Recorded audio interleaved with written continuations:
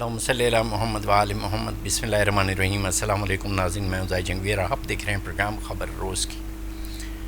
اچھا جی، جشن آزادی قریب تر ہے اور 14 اگست، اور اس میں وطن عزیز میں جو یہ عوامی لیول پہ جوش و خروش جو ہوا کرتا تھا، اس دفعہ سرکاری سطح پہ بھی جوش و خروش پایا جاتا ہے، اور بالخصوص جو سرکاری عمارتیں ہیں نا، ان کو بہت خوشیاں چڑھی ہوئی ہیں۔ اتنی خوشیاں چڑھی ہوئی ہیں کہ وہاں پہ انہوں نے بجلی کے لمبے چوڑے قمقمے لگائے ہوئے ہیں، اور اس طرح ہے جیسے جو جشن آزادی ہے سب سے زیادہ ان بلڈنگوں نے منانا ہے، حالانکہ ہمارے ہاں بجلی کی بھی کمی ہے، اور ایک طرف لوڈ شیڈنگ ہے اور دوسری طرف یہ والا معاملہ ہے۔ یہ ذرا تھوڑی سی میری سمجھ سے ذرا بالا تر کوئی چیز ہے، اور یہ بات سمجھنے کے لیے شاید نیوٹن کو کوئی تھیوری ایجاد کرنی پڑے گی۔ چلیں آگے چلتے ہیں۔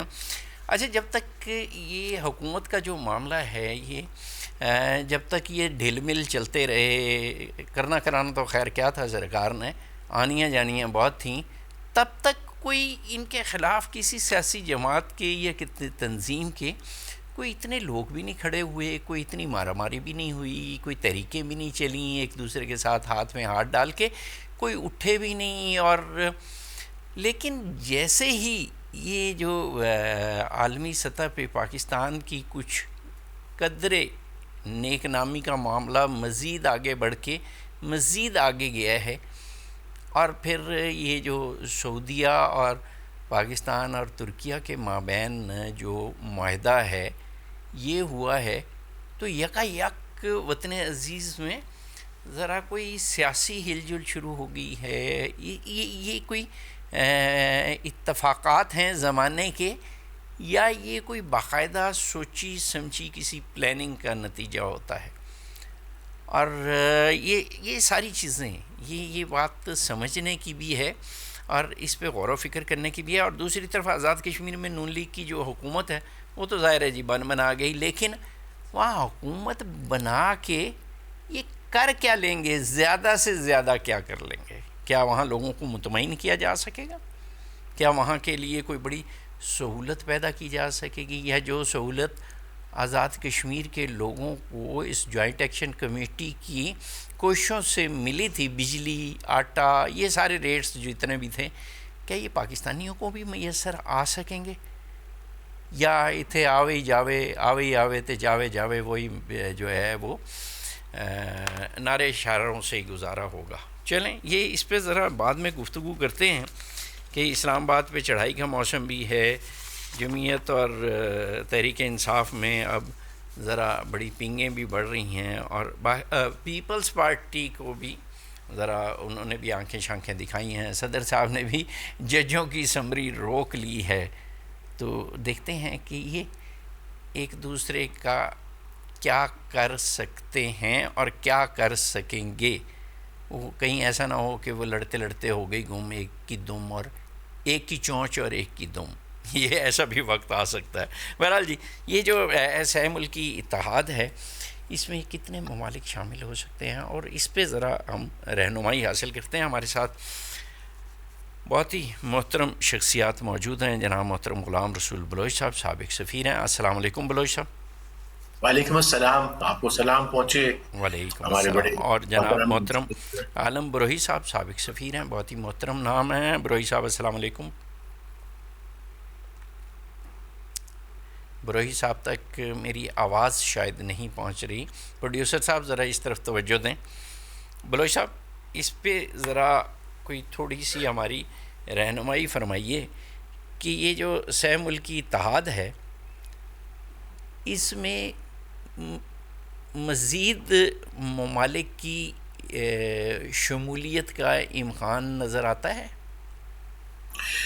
بسم اللہ الرحمن الرحیم، تھینک یو۔ دیکھیے، یہ سوال تھوڑا سا بعد میں ہم ڈسکس کریں گے۔ ابھی تو یہ کہ یہ مطلب ہے کہ what has happened، کیا وہ معروضی حالات تھے، کیا جیو اسٹریٹجک کمپلشنز تھے، یا کوئی ونربلٹیز تھیں، یا کوئی انسینٹیو تھے، یا یہ تمام کا مجموعہ ہے؟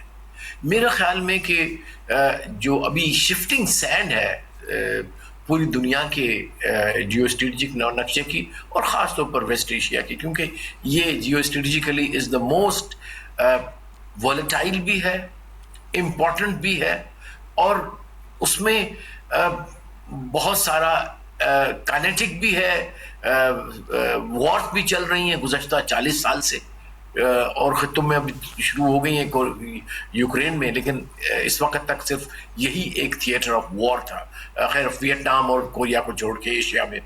سو یہاں پہ تلاطم نظر آ رہا ہے، اور یہ نہیں کہ اس کے بننے کے بعد سب کچھ ٹھیک ہو جائے گا، یا اگر کل امریکہ شرمندہ ہو کر اپنا سامان بستر بوریا لے کے بھاگ جائے گا، ایک تو یہ کہ پاسبل نہیں ہے، نمبر 1۔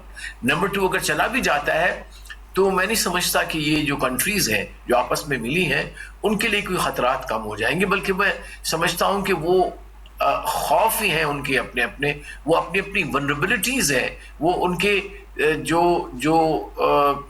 تھریٹس ہیں ان کو آگے رکھ کے، ہر ایک کے اپنے اپنے تھریٹس ہیں، اس کو that has been the compelling اور دا ٹریگر، یہ جو الائنس بنا ہے اس کا۔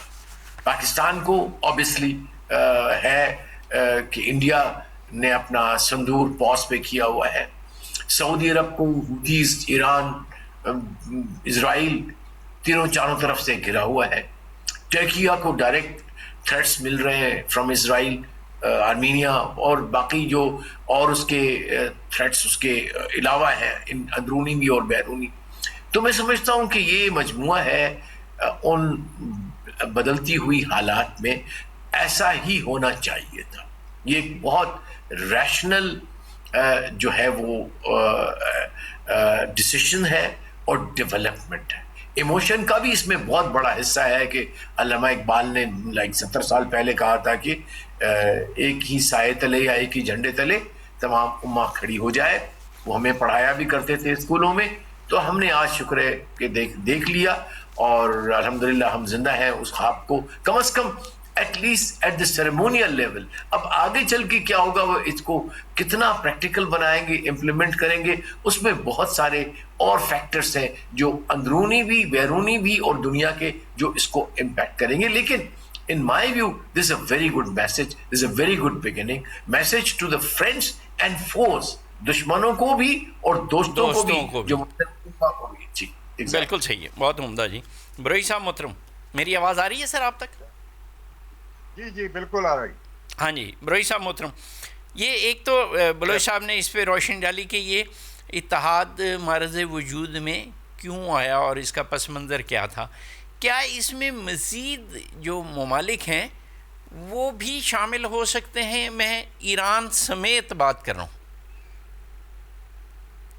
دیکھیں ہمارے فارن منسٹر صاحب نے تو یہ کہا ہے کہ یہ کوئی آفینسو نہیں ہے، it is a defence impact ہے، مانا اپنے دفاع کے لیے ہے، کسی پہ کوئی حملہ کرنے کے لیے۔ بالکل صحیح بات ہے۔ کرنے کی، اور اس نے کہا اس میں ریجن کے اور بیانڈ اور ملک بھی اس میں شامل ہو سکتے ہیں، ہم نے یہ دروازہ یا یہ پاسبلٹی جو ہے کھلی رکھی ہوئی۔ اور سوال یہ ہے کہ پہلے پاکستان اور سعودی عرب کے درمیان ایک قسم کا بائی لیٹرل ایک پیکٹ تھا، ڈیفینس پیکٹ تھا، جی، جو ہم اس کو کہتے ہیں کہ دو ملکوں کے درمیان ایک سمجھوتا ہے، اور یہ صرف دو ملکوں کے درمیان ہے، لیکن اس کو انہوں نے تیسرے ملک کو اس میں شامل کر کے اس کی نیچر جو ہے اور اس کا جو اسکوپ ہے اور اس کا جو کلر ہے اس کو ذرا چینج کر دیا ہے۔ پہلے وہ بائی لیٹرل تھا، اب یہ ملٹی لیٹرل آپ اس کو کہہ سکتے ہیں۔ پرٹیکولرلی جب آپ کے فارن منسٹر کہتے ہیں کہ اس میں اور ملک بھی شامل ہو سکتے ہیں، اور یہ جو پاسبلٹی ہے یہ کھلی رکھی ہے ہم نے، تو اس لحاظ سے اگر دیکھا جائے تو جب ایک سے زیادہ ملک ایک جگہ جمع ہوتے ہیں تو وہ الائنس جو ہے وہ ایک کلیکٹیو سیکورٹی کے لیے ہوتا ہے، ایک کلیکٹیو ڈیفینس کے لیے ہوتا ہے، صحیح ہے۔ ان پہ اگر کوئی باہر سے حملہ ہو تو یہ اس کا کلیکٹیولی اس کا جواب دے دیں. اب سوال صرف یہ ہے، وہ بلوچ صاحب نے بتایا کہ باہر سے کون سے ملک ان پہ حملہ کر سکتے ہیں. ایکچولی گلف کے جو ملک ہیں ان کو جو خوف ہے، جو خطرہ ہے، وہ آج سے نہیں ہے بلکہ کئی سالوں سے ہے.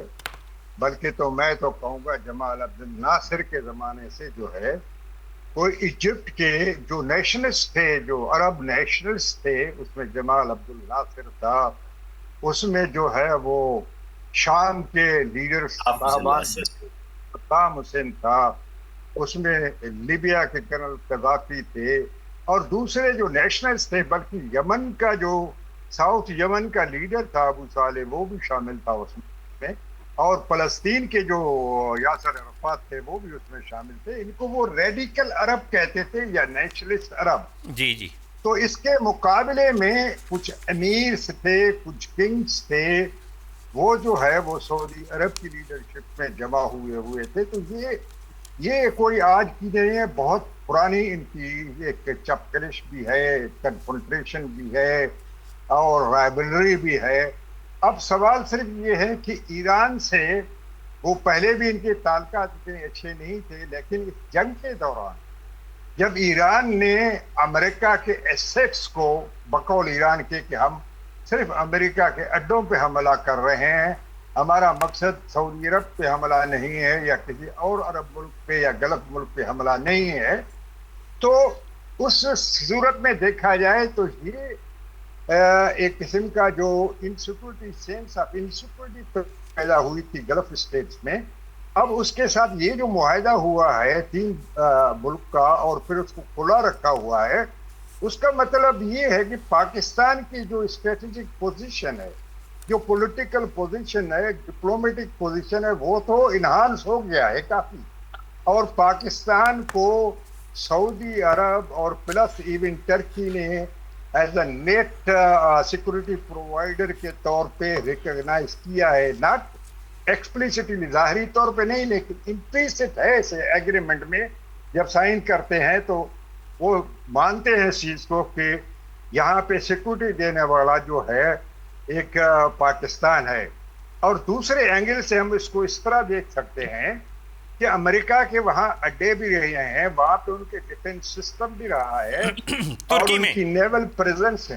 نہیں جی نہیں، وہ گلف اسٹیٹ، قطر میں تو ان کا وہ تو ابھی بھی ہے، سینٹکام ہے ان کا جی جی قطر میں، اور پلس نیول پریزنس ہے، کافی ہیوی نیول پریزنس ہے بحرین میں. جی جی. تو ان کے باوجود بھی اگر وہاں پہ وہ سیٹسفیکٹری قسم کی یا اس قسم کی سیکورٹی پرووائڈ نہیں کر سکے، جس سے عرب ملکوں کا جو اعتماد ان کی سیکورٹی امبریلا پہ تھا وہ اور بڑھ جاتا ہے. لیکن یہ کم ہوا گیا ہے، ایروڈ ہوا ہے، اس لیے کہ وہاں پہ وہ سیکورٹی، جو مطلوبہ سیکورٹی یا جو تحفظ ان کو دیا جا سکتا تھا، وہ امریکن نہیں دیا جنگ کے دوران میں. تو اس لیے میں یہ کہوں گا کہ امریکہ کے وہاں سیکورٹی جو امبریلا ہے اس میں ایک اعتماد کم ضرور ہوا ہے، لیکن یہ جیسے بلوچ صاحب نے کہا کہ یہ اتنی جلدی ختم ہونے والا نہیں ہے.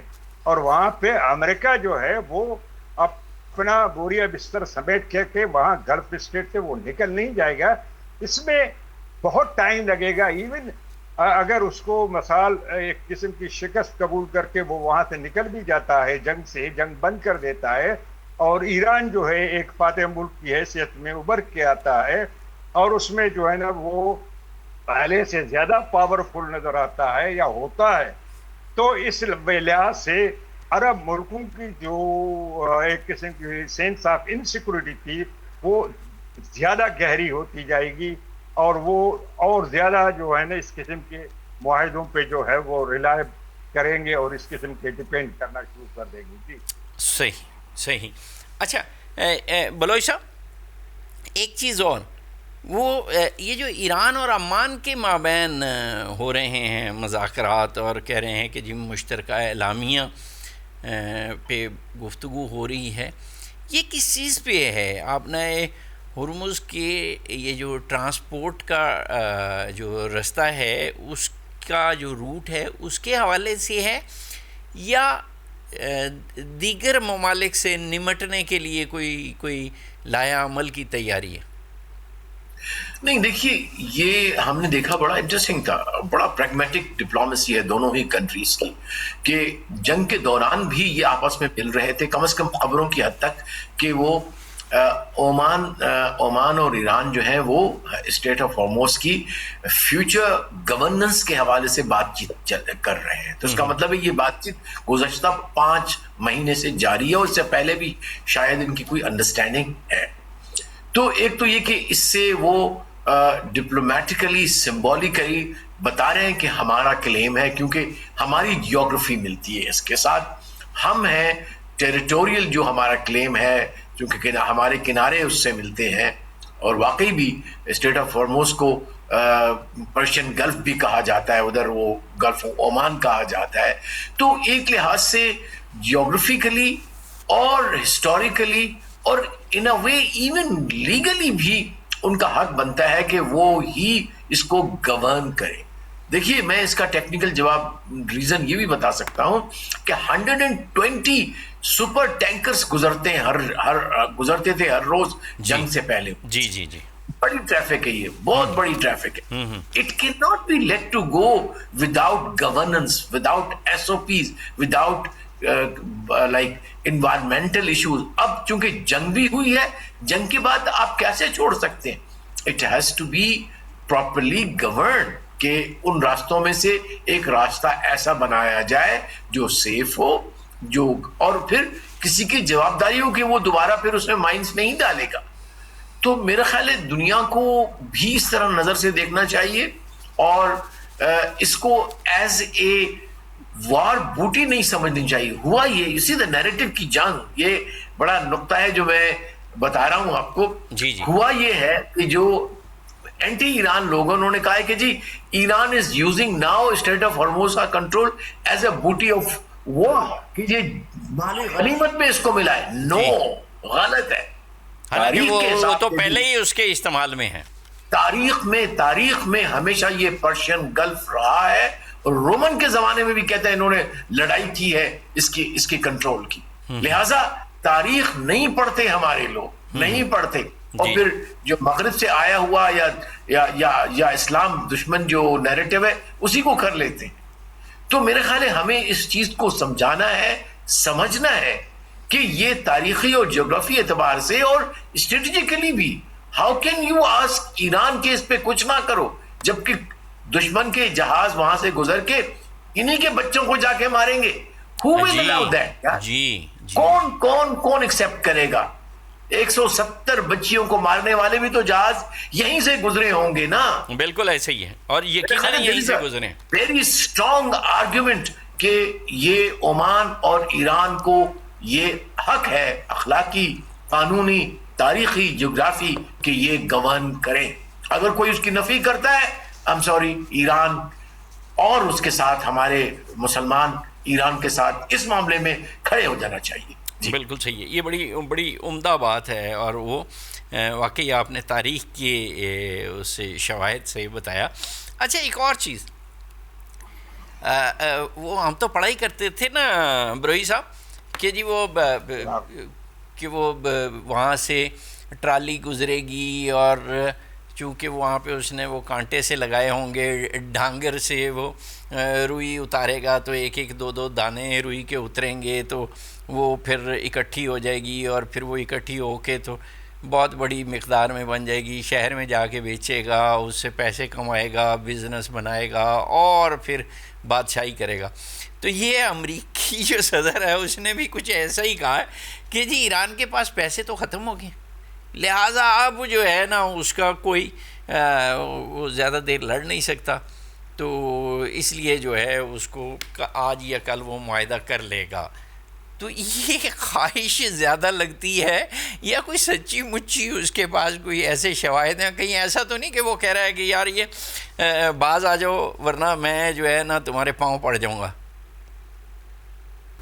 پر اب سوال صرف اتنا ہے کہ پچھلے 50 سال سے امریکن نے کون سی کمی چھوڑی ہوئی ہے ان کی اکانومی کو جو ہے نا بالکل وہ کیا کہتے ہیں اسٹرینگولیٹ کرنے کی یا ان کو ایک قسم کا آپ دیکھ لیں نا انہوں نے ان کی اشارت پہ ہاتھ رکھا ہوا ہے.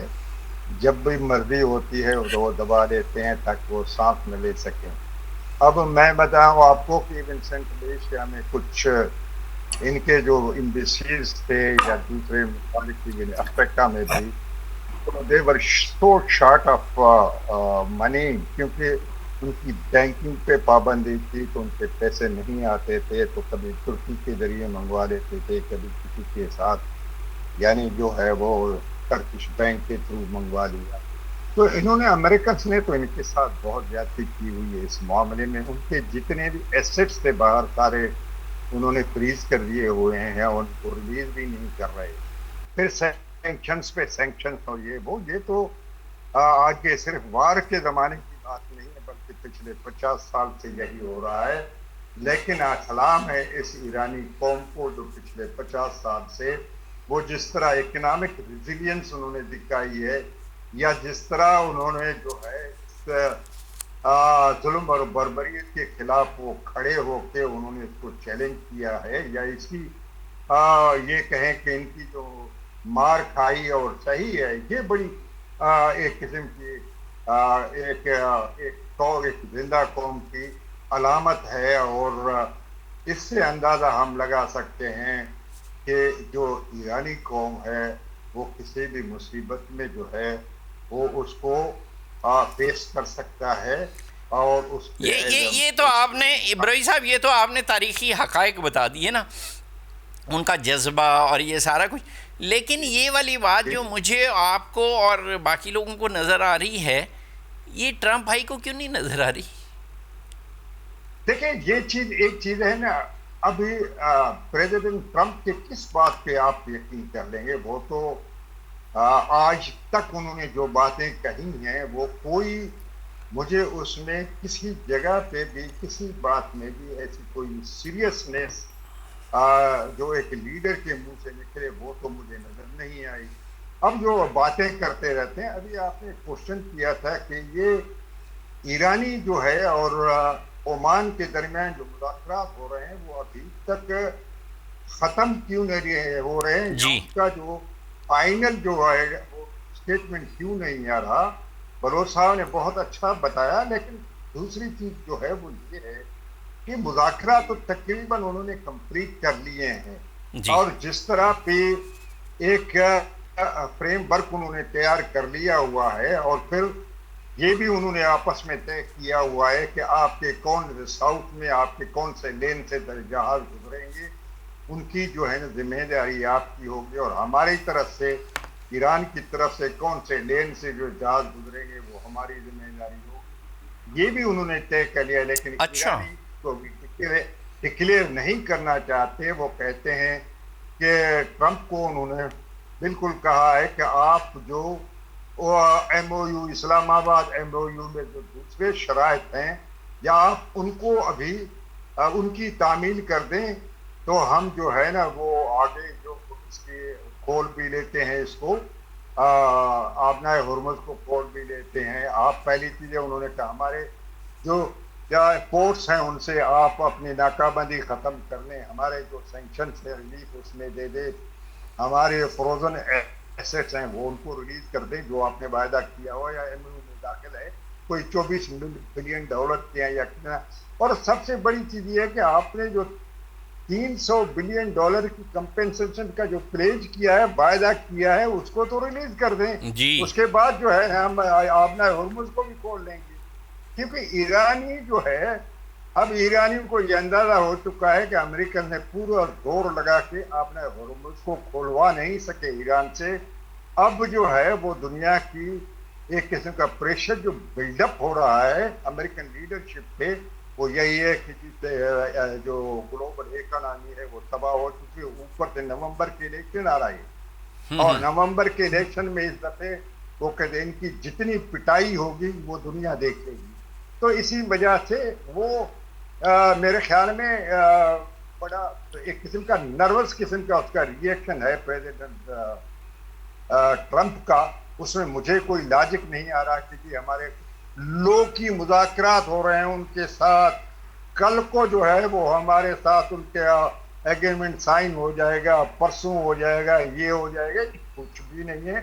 अब ईरानियों ने तो खुल्लम खुला कह दिया कि ये 4-5 कंडीशंस मानो तो उस दिन हम जो है ना वो खोलने के लिए तैयार हैं। आपने ओहो बरोई साहब, आपने तो बिल्कुल ही जो है ना उस बेचारे की मतलब इधर भी बेइज्जती वहाँ भी बेइज्जती, मतलब ये तो कोई मुनासिब बात नहीं, कहीं एक आध जगह तो मेरा इज्जत मकसद का ये नहीं था। चलें बलोच साहब, अच्छा एक तो ये जो इत्तेहाद है इस पे अमेरिका जो हमारा ये पड़ोसी है मोदी और इसराइल, ये इनका रद्द अमल आ गया है या आ रहा है, या ये वही रिवायती किस्म की साजिशी प्लान पे अमल दरामद करेंगे और पाकिस्तान को जैसे वो डिस्टेबलाइज़ करने की माजी में कोशिश करते रहे उस तरह की कोशिश करेंगे? नहीं, मेरा ख्याल है इसमें combination of I don't know, we can't उनके इंटेंशन को तो हम नहीं एंटिसिपेट कर सकते, लेकिन हमें अंदाज़ा है उनके जो ट्रैक रिकॉर्ड, क्योंकि ऐसी कौमों का जो माजी होता है वही उनका मुस्तकबिल होता है, चाहे इसराइल हो, चाहे इंडिया हो या कोई और मुल्क हो। Unfortunately that is how the cyclic historical wave works. तो इनका माजी यही बताता है कि उनकी आंख में ये चुभेगा अलायंस, मलाइन करने की कोशिश कर रहे हैं। आपने भी देखे होंगे कुछ उनकी जो सोशल मीडिया के ऊपर आ गए कि ये it is nothing but studios of America, 0+0 वगैरह वगैरह। और वो हमारे अनफॉर्चुनेटली सम गैलेबल पीपल, हमारे अनफॉर्चुनेटली हमारे मुल्क के ऐसे कुछ गैलेबल लोग हैं जो इनके इस नैरेटिव को अब भी बाय कर रहे हैं, आगे बढ़ाने की कोशिश करते हैं अपने मनहूस तो ख्वाहिशात को पूरा करने के लिए। मेरा अपना अंदाजा ये है कि दे विल वेट कि क्या वाकई हम इस अलायंस को टेंजिबल ऑन ग्राउंड खड़ा कर सकते हैं। अब तो नोशन है ना, अब तो एक कागज का पुर्जा है जिसमें साइन हुआ है, बिल्कुल इसकी अभी बहुत सारे मराइल हैं, लेकिन उसकी तरफ इशारे मिल रहे हैं कि मोस्ट लाइकली उसका नेटो की तर्ज पे एक सेक्रेटरी जनरल होगा, एक जो कि मक्का में ही होगा या जद्दा में होगा, सऊदी अरब में होगा। और मेरी आज प्रेडिक्शन देख लीजिएगा कि वो जनरल हमारा ही होगा जो इसको हेड करेगा। इतना ही मैं कह सकता हूं। वाह वाह, ये तो आपने बड़ी जबरदस्त, अल्लाह आपके मुंह में और ब्रोई साहब के मुंह में घी शक्कर। नाम अभी इसलिए नहीं बता सकता हूं कि हो सकता है may be he chooses something else, okay, लेकिन most likely he will be chosen for it. चलें, जबरदस्त बात है। चलें जी, बहुत खुशी का आप समझ गए होंगे, आखिरी जो बात, हाँ जी, आखिरी बात जो आपने कही है ना तो दिल ही खुश कर दिया। बहुत शुक्रिया जनाब गुलाम रसूल बलोच साहब, और बहुत शुक्रिया जनाब आलम बरोई साहब। अल्लाह मियाँ आपकी ज़ुबानों को मुबारक करे और हमारे वतन अजीज़ को उन तरक्कियों की तरफ ले जाए जिनका हमने आप तक सिर्फ ख्वाब देखा था। बहुत शुक्रिया आपका। अच्छा जी, अब हम दूसरे मौजू की तरफ आते हैं। एक तो आज़ाद कश्मीर में इलेक्शन और इलेक्शन के जो ये वाला मरहला है जो अभी चला है आज, इसके नताइज, और फिर ज़ाहिर है हुकूमत वहाँ नून लीग की जो है वो सामने नज़र आ ही रही है कि उन्हीं की बनेगी, लेकिन क्या आपस में कोई एक दूसरे के साथ ताउन माजी करीब वाला जारी रहेगा, या बहुत ही माजी करीब वाली जो नफ़रतें हैं वो एक दूसरे को ले बैठेंगी और ले डूबेंगी? और दूसरी तरफ ये जो आज़ाद कश्मीर में कशाकश थी वो अब क्या केपी से निकल के पीटीआई ने ऐलान किया कि वो डी चौक भी आएगी और फिर पूरे पाकिस्तान को वो डी चौक बना देंगे। मौलाना फजल रहमान से राब्ते हैं, लेकिन मौलाना फजल रहमान साहब की जो शराइत हैं उनको मानते तो है पीटीआई, लेकिन लिख के देने के लिए तैयार नहीं है।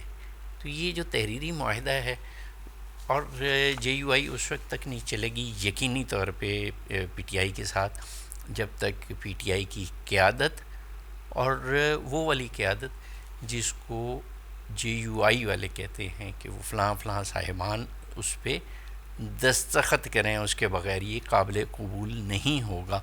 सो अदरवाइज़ तो फिर ये पीटीआई का तनहा शो होगा। इस पर ज़रा गुफ्तगू करते हैं। हमारे साथ मौजूद हैं मेहमानान गिरामी محترمہ ہیں عظمیٰ جدون صاحبہ، پاکستان تحریک انصاف کی رہنما ہیں۔ السلام علیکم عظمیٰ صاحبہ۔ اچھا چلیں، جتنی دیر تک ان تک میرا سلام پہنچتا ہے تو تب تک نبیلہ ایوب خان صاحبہ ہیں، پیپلز پارٹی سے تعلق ہے۔ السلام علیکم نبیلہ صاحبہ۔ اچھا جی، ابھی وہ جو لنک آپ کو پتہ ہے کہ وہ ہوتے ہی ہوتا ہے، اور پاکستان میں تو اس میں بھی خاصا ٹائم لگ جاتا ہے۔ اچھا، لیکن یہ سارے سوالات جو ہیں کہ کیا یہ اس دفعہ جو پی ٹی آئی نے بیڑا اٹھایا ہے یہ سچی مچی پار لگ جائے گا؟ آیا موجودہ جو قیادت ہے بیرسٹر گوہر صاحب کی سرکردگی میں، اس کی بجائے جو قیادت فرمائیں گے وہ سہیل آفریدی صاحب کریں گے جو کہ صوبائی وزیر اعلیٰ ہیں، تو کیا جو مرکزی قیادت ہے، سیاسی قیادت ہے، ان پہ اعتبار اور اعتماد کا معاملہ کس حد تک پہنچے گا؟ السلام علیکم نبیلہ صاحبہ۔ وعلیکم السلام، کیسے آپ؟ ٹھیک ہیں جی الحمدللہ۔ اچھا جی، ایک تو یہ کہ ذرا شروع یہاں سے کر لیتے ہیں۔ اچھا جی عظمیٰ صاحبہ السلام علیکم۔ چونکہ میں نے آپ دونوں کا تعارف پہلے کرا کے آپ دونوں کو سلام بھجوایا، لیکن اس وقت آپ سے رابطہ نہیں ہو سکا۔ اچھا جی، عظمیٰ جدون صاحبہ، شاید آپ کے ادھر جو ہے یا تو ٹی وی چل رہا ہے یا اس میں شور آ رہا ہے۔ چلیں، جب تک آپ اس کو درست کریں اور پروڈیوسر صاحب درست کروائیں، تو نبیلہ صاحبہ، یہ آزاد کشمیر میں آپ کی تمام تر کوشش کاوش کے باوجود مسلم لیگ نون کی حکومت جو ہے وہ بنا چاہتی ہے، تو تب آپ لوگوں کے ورکنگ ریلیشن شپ کیسے ہوں گے مسلم لیگ نون کے ساتھ؟ مسلم لیگ نون پاکستان میں بھی مسلم لیگ نون پاکستان پیپلز پارٹی کے سہارے پہ کھڑی ہوئی تھی، اور آزاد کشمیر میں بھی اگر پاکستان پیپلز پارٹی کے ساتھ مسلم لیگ نون کے ورکنگ ریلیشن شپ اچھے نہیں ہوں گے، اور جن سیٹس پہ انہوں نے دھاندلی کی ہے ان پہ واپس ان کا اگر وہ کوئی فیصلہ نہیں کریں گے تو پھر ظاہر سی بات ہے ورکنگ ریلیشن شپ خراب بھی ہوں گے۔ لیکن پاکستان پیپلز پارٹی نے اپنی سیاست داؤ پہ لگا کے ریاست بچانے کی کوشش کی۔ کیسے؟ آپ نے کیسے ریاست بچائی جناب؟ ریاست اس طرح بچائی کہ اگر پاکستان پیپلز پارٹی مرحلہ وار الیکشن کے لیے تیار نہ ہوتی تو پھر آزاد کشمیر کے اندر الیکشن ناگزیر ہو جاتے۔ ایکشن کمیٹی پہلے ہی روڈز پہ تھی، اور اگر پاکستان پیپلز پارٹی بھی یہ موقف لیتی کہ ہمیں مرحلہ وار الیکشن قبول نہیں ہے، اور مرحلہ وار الیکشن کر کے نون لیگ نے دھاندلی کی داغ بیل رکھی۔ آپ نے دیکھا کہ میرپور ڈویژن کے اندر پاکستان پیپلز پارٹی مضبوط ترین پارٹی تھی، اور جب انہوں نے یہ کیا کہ 9 سیٹ وہاں سے جیت کے انہوں نے دھاندلی کی ابتدا کی، تو اس کے بعد پاکستان پیپلز پارٹی نے جب باہر نکل کے ان کا وہ جو دھاندلی زیادہ رزلٹ تھے وہ چینلز کو بتائے، وہ الیکشن کمیشن کو پٹیشن بھیجی، تو اس کے بعد آج کا رزلٹ دیکھ لیں جو ابھی تک آنے والا۔ میرے پاس جو رزلٹ موجود ہے کہ 3 سیٹیں پاکستان پیپلز پارٹی جیت رہی ہے، اور 1 سیٹ سے وہ ساجد عباسی صاحب جیت رہے، اور اس طرح مظفر آباد کے اندر بھی پاکستان پیپلز پارٹی نے بھی مطلوبہ نتائج حاصل کر لیے، جبکہ میرپور ڈویژن میں جہاں پہ پاکستان پیپلز پارٹی 9 سیٹیں جیتنے کی پوزیشن میں تھی وہاں اس کو 4 سیٹیں ملی۔ اچھا، تو مہاجرین کی نشستوں پہ سے پہلے ہی طے تھا، رانا ثناء اللہ صاحب نے پہلے ہی فرما دیا تھا کہ 10 سیٹیں ہم جیب سے لے کے شروع کر رہے ہیں، تو پھر اس پہ کیا میں بات کروں۔ اچھا چلیں، عظمیٰ صاحبہ کی طرف جانے سے پہلے صرف یہ والی بات نبیلہ صاحبہ کہ کیا اب آپ لوگ جو ہے وہ مرکز میں بھی حکومت سے، وفاقی حکومت سے تعاون اپنا ختم کر دیں گے تاکہ یہ جو آپ نے ان کو سہارا دیا ہوا ہے تو وہ حکومت گر جائے، تاکہ آپ کا موقف درست ثابت ہو جائے؟ یا یہ جو آپ کے ناقدین ہیں وہ کہتے ہیں جی یہ نورا کشتی ہے، یہ لڑ نہیں سکتے، منہ زبانی ایک دوسرے پہ فائرنگ، ہوائی فائرنگ کر سکتے ہیں، چونکہ یہ دونوں ایک ہی جگہ سے سیراب ہو رہے ہیں؟ جی نبیلہ صاحبہ۔ پاکستان پیپلز پارٹی نے ہمیشہ ہمیشہ ٹوٹے ہوئے پاکستان کی بھاگ دوڑ پاکستان پیپلز پارٹی نے سنبھالی. 1971 دیکھے, 2006 میں میثاق جمہوریت کر کے محترمہ بینظیر بھٹو اور محترم نواز شریف نے اس ملک کو اس تباہی کے دھانے پہ جانے سے بچایا. اور اس طرح ابھی بھی پاکستان پیپلز پارٹی نے نون لیگ کی حکومت کو صرف اس لیے اس وقت سہارا دیا کہ آپ نے دیکھا کہ سیاست کو ایک گالی سمجھا جاتا تھا. یہی بات آزاد کشمیر کے اندر بھی ہوئی. آزاد کشمیر کے اندر پاکستان پیپلز پارٹی نے تب اقتدار لیا جب وہاں بھی سیاست کو ایک گالی سمجھا جاتا تھا. ہم نے عوام کی خدمت کرنے میں کوئی کسر نہیں چھوڑی, لیکن اس کے جب ایکشن کمیٹی باہر نکل آئی اور ہم دونوں جماعتوں کے مشترکہ لیکن انہوں نے اپنا بیانیہ دیا, ہم نے اپنا بیانیہ دیا, اور اپنے بیانیے کے ساتھ ساتھ انہوں نے وہ انجیکشنز بھی دیے جو یہ نہیں کر سکے. گلگت بلتستان کے اندر وہاں ان کا نہیں زور چل سکا. انہوں نے یہاں پہ پری پلان جو ہے ریگنگ کی اور اس کے بعد اب حکومت بنانے کی پوزیشن میں آئے. لیکن اس پہ میرے چیئرمین کا آج بھی بڑا سخت موقف آیا, اور انشاءاللہ تعالی اگر ان کا یہی وتیرہ رہا تو ہم اس پہ ضرور سوچ و بچار کریں گے, اور خالی بیان بازی کی حد تک نہیں بات ہوگی بلکہ ہم ضرور جو ہے کوئی اس پہ فائنل سٹیپ بھی یعنی کبھی نہ کبھی بہرحال آپ یہ فیصلہ کریں گے. چلیں اچھی بات ہے. عظمیٰ جتون صاحبہ, یہ پاکستان تحریک انصاف اگر موجود ہوتی, الیکشن کا بائیکاٹ نہ کرتی, تو زیادہ مؤثر قوت کے طور پہ سامنے آ سکتی تھی, یہ خیال ہے.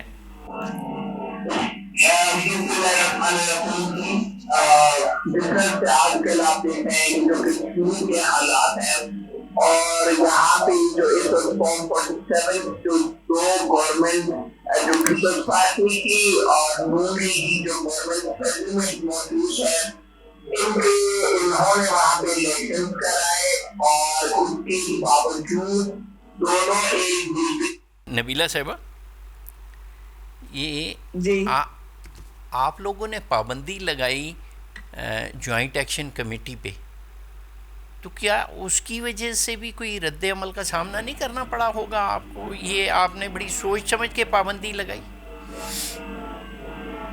نہیں ہے, دیکھیں کوئی نہ کوئی سٹیپ تو اٹھانا پڑتا ہے. جب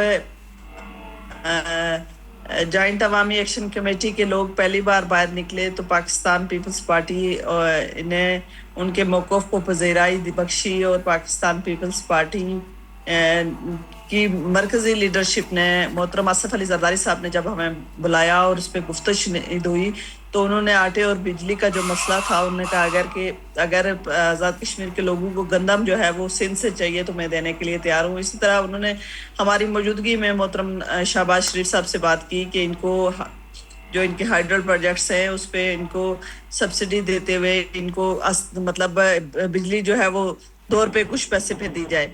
اب جب یہ بات ہوئی تو اس کے بعد جب وہ دوبارہ باہر نکلے اور پھر تیسری بار جب وہ باہر نکلے تو اس وقت 12 مہاجرین کی نشستیں جو تھی وہ رانا ثناء اللہ صاحب کے بیان سے سٹارٹ ہوئی تھی. چلیں نبیلہ صاحبہ, عظمیٰ صاحبہ سے اس حوالے سے پوچھ لیتے ہیں. جی عظمیٰ صاحبہ. جی السلام علیکم. نلوی صاحب آپ کی آواز مجھے نہیں آئی, دوسرے سے میرے خیال میں کچھ کنیکشن کا مسئلہ ہوا. ہاں جی یہاں کنیکشن کا ہی پرابلم ہو جاتا ہے ہمارے ملک میں کئی دفعہ. چلیں لیکن دوبارہ جڑ گیا, اور وہ کتاب نہیں لکھنی پڑے گی, وہ اس نے تو کتاب لکھی تھی اور لائن کٹ گئی. میری آواز آ رہی ہے آپ کو؟ جی بہت آ رہی ہے. اگر آپ یہ الیکشن کا بائیکاٹ نہ کرتے تو آپ بہتر پوزیشن میں نہ ہوتے.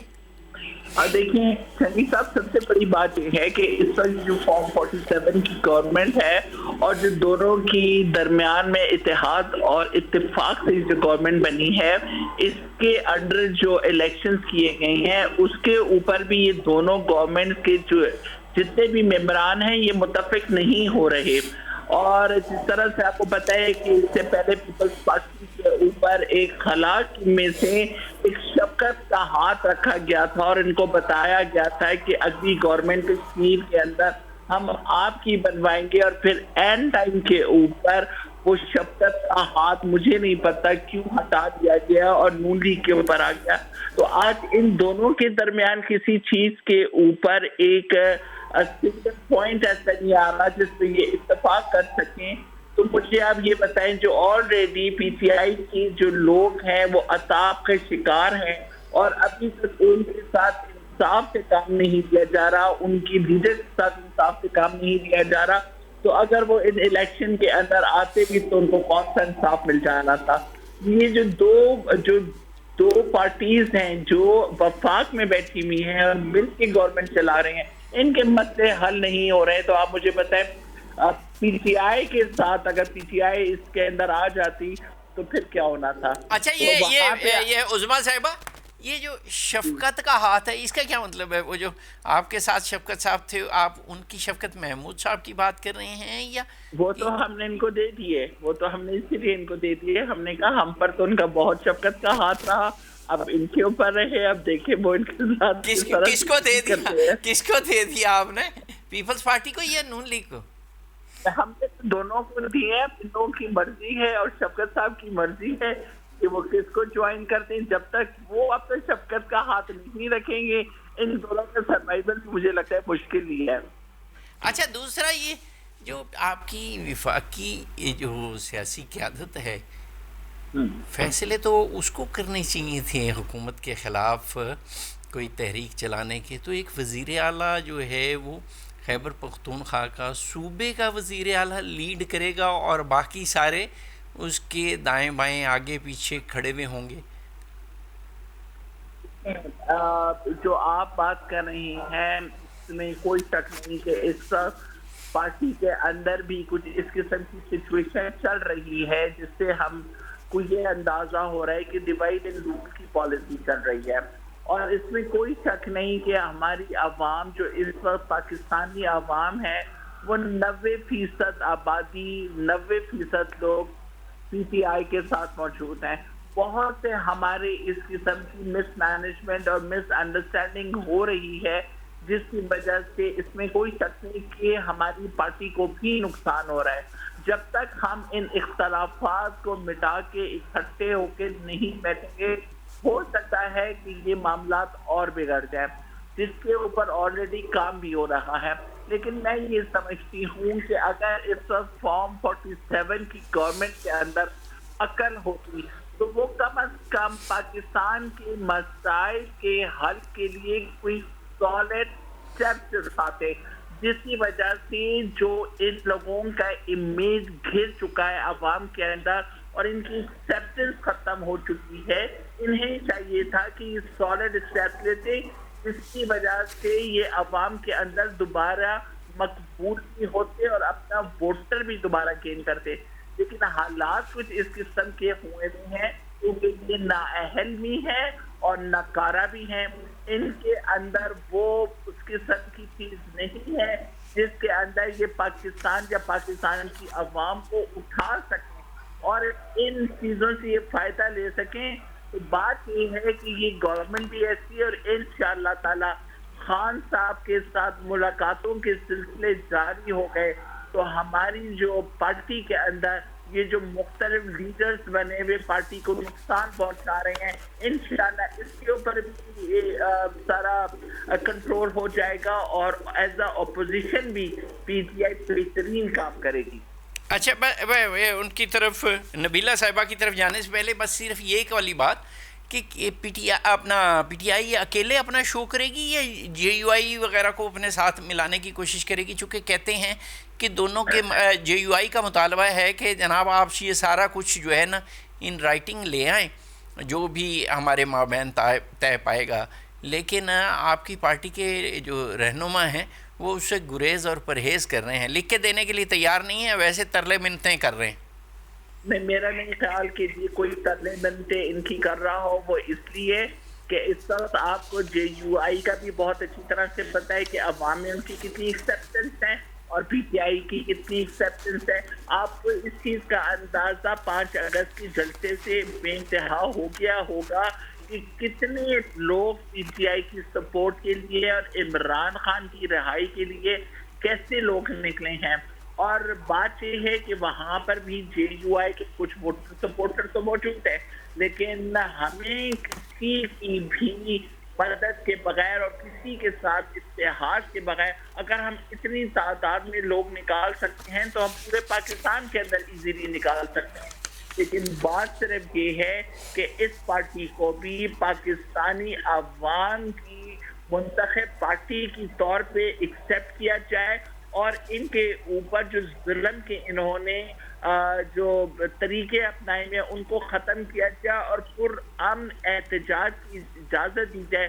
تو آپ دیکھیں کس طرح سے دنیا نکلتی ہے اور کس طرح سے اس حکومت کے خلاف اور اس نظام کے خلاف ایک جگہ پہ بیٹھ کے اپنا پروٹیسٹ ریکارڈ کرا. ٹھیک ہو گیا. اچھا نبیلہ صاحبہ، یہ مسلم لیگ نون، ویسے آپ نے جتنی گفتگو کی وہ تو ظاہر ہے مسلم لیگ نون کے بارے میں کہی، اور اگر یہاں پہ مسلم لیگ نون کے کوئی رہنما موجود ہوتے تو وہی اس کا جواب دے سکتے تھے، لیکن ہمارے پاس آج کوئی ایسا مہمان معزز موجود نہیں ہے جو مسلم لیگ نون کی نمائندگی کر سکتا ہوتا. تو تاکہ یہ جو آپ کی گفتگو ہے، پوچھنا صرف یہ ہے کہ ایک تو ایک تاثر موجود ہے کہ یہ پیپلز پارٹی جو مسلم لیگ نون کے خلاف گفتگو کر رہی ہے، محاذ کر رہی ہے، تو اس کا مقصد اور مدعا یہ ہے کہ آئندہ الیکشن میں پی ٹی آئی کا جو ووٹ بینک ہے اس کے ساتھ مل کے کوئی اپنی قبولیت اور کوئی تعلقات کو خوشگوار کر کے ان کے ساتھ مل کے الیکشن لڑنا چاہتی ہے پیپلز پارٹی کی قیادت. اس تاثر میں کوئی درستگی ہے یا نہیں؟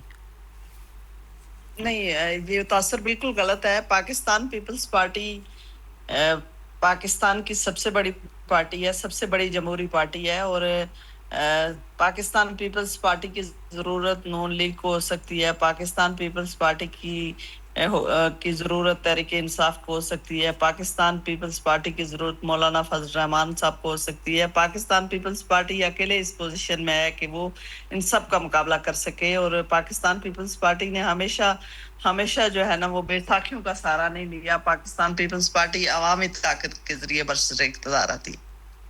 اچھا، یہ آپ نے بڑی زبردست بات کہی. تو پھر یہ صوبہ سندھ کی حد تک محدود کیوں کر رہی ہیں اپنے آپ کو؟ یہ جان بوجھ کے کر رہی ہیں یا کوئی اور وجوہات ہیں، یا اس وقت حالات نہیں ہیں، یا ذائچہ نہیں ملتا؟ یہ کیا وجہ ہے کہ اتنی بڑی پارٹی، پاکستان کی مقبول ترین پارٹی جو ہے وہ سندھ کی حد تک محدود ہو گئی ہے؟ اللہ کے فضل سے بلوچستان میں بھی ہم نے کافی حد تک کامیابی حاصل کی. ہم نے کے پی کے میں بھی اپنا گورنر بنایا. ہم نے جو ہے نا وہ گورنر کوئی انتخابی عمل کے ذریعے تھوڑی گورنر بنا، اور ہم نے یہ تو اسی نون لیگ کے ساتھ آپ کی فٹنگ کا نتیجہ ہے. پاکستان فٹنگ جو ہے وہ کسی بنیاد پہ لی جاتی ہے نا. فٹنگ ظاہر ہے کوئی ہماری فوٹیج تھی تو ہم نے اس نے ہمیں فٹ کرنے کی کوشش کی نا، ادروائز تو نہیں بنتا. تو گلگت بلتستان میں دیکھیں پاکستان پیپلز پارٹی آ گئی. آزاد کشمیر میں پاکستان پیپلز پارٹی جو نون لیگ نے ہم سے سیٹیں چھینی ہیں وہ واپس لے گی، اور پاکستان پیپلز پارٹی ہی حکومت بنائے گی. جن پولنگ سٹیشنز کا ٹرن آؤٹ جو ہے وہ 99.9% رہا، اس پہ ہم الیکشن کمیشن میں جا رہے ہیں، اور انہوں نے یقین دہانی کروائی ہے کہ وہ ان پولنگ سٹیشنز پہ دوبارہ پولنگ ہوگی، اور انشاءاللہ تعالیٰ جب فری اینڈ فیئر پولنگ ہوگی تو پاکستان پیپلز پارٹی سندھ کے بعد آزاد کشمیر میں حکومت بنانے کی پوزیشن میں ہے. ہاں پنجاب میں ہم کمزور ہیں لیکن اس پہ بھی ہم ورک کر رہے ہیں انشاءاللہ آزاد تعالیٰ. کشمیر میں کب بنا رہے ہیں آپ حکومت، اور کتنی سیٹوں پہ حکومت بنتی ہے؟ میری بات نہیں 27 سیٹوں پہ حکومت بنتی ہے. آپ کو پتہ ہے تو آپ کے پاس کتنی سیٹیں ہیں اس وقت؟ میں اس وقت تو آج تو ہم 14 سیٹوں پہ پہنچ گئے. اچھا، 7 سیٹوں کے الیکشن، ابھی 7 سیٹوں کے الیکشن باقی ہیں. اچھا ٹھیک ہے، 14 6 20 اور 1 21 ساری بھی جیت جائیں تو آپ 21 نہیں، یہ ساری جیتنے کے بعد جو 3 سیٹیں ہم سے چھینی گئی، چودھری یاسین صاحب کی سیٹ، جاوید بڑھانوی صاحب کی سیٹ، پرویز اشرف صاحب کی سیٹ، یہ بھی ہم واپس لیں گے. ٹھیک ہو گیا. چلیے، یہ ہمارے اشفاق ظفر صاحب کو ہرایا گیا. یہ ساری چیزیں جو ہے ساری ہم پلس مائنس کر رہے ہیں. ٹھیک ہے، چلیں اس میں عظمیٰ صاحبہ، اور اگر وہ حکومت بن بھی گئی اتنی سارے دھاندلی کے بعد، اگر نون لیگ نے حکومت بنا بھی لی تو میرا یہ ایمان ہے کہ یہ حکومت چلے گی نہیں. تو وزیر اعظم تو انہوں نے ڈیسائیڈ کر لیا اگلے کچھ ٹائم میں وہ حکومت بھی بن رہی ہے اور یہ سارا کچھ بن رہی ہے، تو یہ بددعاؤں سے کیا حکومت ختم کر دیں گے آپ؟ نہیں بددعاؤں کی بات نہیں ہے. کانسٹیٹیوشن جو ہمارا جو کانسٹیٹیوشن ہمارا یہ کہتا ہے کہ جب تک تمام سیٹوں پہ پروسیجر کمپلیٹ نہیں ہوتا تب تک آپ پرائم منسٹر نہیں بنا سکتے. تو یہ کیسے پرائم منسٹر جب اس پہ سارا کچھ اب کوئی ایسے چلیں آگے، بس ٹائم چونکہ بڑا محدود ہے. عظمیٰ صاحبہ، یہ جو کچھ آپ کہا کرتے تھے ان دونوں کے بارے میں، پیپلز پارٹی اور مسلم لیگ نون کے بارے میں، وہی سارا کچھ جو ہے وہ پیپلز پارٹی کہہ رہی ہے آپ کی غیر موجودگی میں، الیکشن میں غیر موجودگی میں. آزاد کشمیر کی میں بات کر رہا ہوں. تو کیسا لگتا ہے، آپ نے تو وکیل نہیں کر لیا اپنا پیپلز پارٹی کو؟ بغیر پیسوں کے آپ لوگوں کی تو بڑی موجیں ہوں گی. نہیں دیکھیں، ایک بات کا خیال رکھیے گا کہ اس وقت کشمیر کے حالات ہیں اور جس طرح سے کشمیر کے لوگوں نے ان الیکشنز کا بائیکاٹ کیا ہے، وہ آپ نے دیکھ لیا کہ آپ کا جو ٹرن آؤٹ تھا وہ کیا رہا ہے، اور لوگوں نے بالکل میں تو ان کے بیانیے کی بات کر رہا ہوں، وہ فارم 47 اور یہ وہ اس طرح کی میں بات کر رہا تھا. میں یہی بات آپ سے کر رہی ہوں کہ لوگوں میں نہ تو نون لیگ کی اور نہ ہی پیپلز پارٹی کی ایکسیپٹنس تو ہے ہی نہیں ہے. اور پھر آپ مزے کی بات یہ دیکھیے، جو اتنے زیادہ بقول ان کے کہ بڑے لائق اور قابل ہیں اور 70 سال سے پاکستان کے اوپر رول کر رہے ہیں، آج ان کا یہ حال ہے کہ لوگ ان کو ایکسیپٹ نہیں کر رہے، ان کو ووٹ نہیں کر رہے، ان کو سپورٹ نہیں کر رہے، اور یہ اپنے آپ کو سیو کرنے کے لیے عمران خان کی انہی باتوں کو دہرا رہے ہیں. چلیں زبردست ہو گیا. بہت شکریہ جی عظمیٰ جدون صاحبہ، اور بہت شکریہ جناب نبیلہ ایوب خان صاحبہ، بہت شکریہ آپ دونوں کا. اگر مسلم لیگ نون کے لوگ ہوتے تو وہ ظاہر ہے ان دونوں کو، تحریک انصاف اور پیپلز پارٹی کو جواب دے سکتے تھے، لیکن آج ہمارے ساتھ مسلم لیگ نون سے کوئی نہیں تھے، اس لیے آپ ایزی فیل کریں. اور اللہ آپ کا ہم سب کا حامی ناصر و زائی جنگوی کو اجازت دیجیے. اللہ وارث.